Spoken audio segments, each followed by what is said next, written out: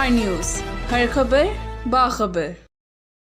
जी नाजरीन, खबरों के सिलसिले को आगे बढ़ाते हुए खबर शामिल करते हैं विहाड़ी से। सैयद अदील गिलानी की बताई हुई तफसीलात के मुताबिक district police officer Vehari Muhammad Zafar Buzdar ने कहा है कि मौसर गश्त, स्नैप चेकिंग और सरप्राइज नाकाबंदी समेत बेहतरीन हिकमत अमली से जराइम पेश अफराद के गिर्द शिकंजा तंग कर दिया गया है, जिससे जराइम का ग्राफ तेज़ी के साथ नीचे आने लगा है। ज़िला विहाड़ी की सरजमीन को जराइम पेशा के लिए तंग कर देंगे। इन ख्यालात का इजहार उन्होंने पुलिस की सालाना करदगी रिपोर्ट जारी करते के दौरान किया। Inspector general of police Punjab की हिदायत पर सूबे के तमाम अजला में समाज दुश्मन अनासर के खिलाफ क्रैकडाउन जारी है और ख़ास तौर पर इश्तिहारी मुलज़मान, नजायज़ असलहा और मनशियात के खिलाफ क्रैकडाउन में तेज़ी लाई गई है।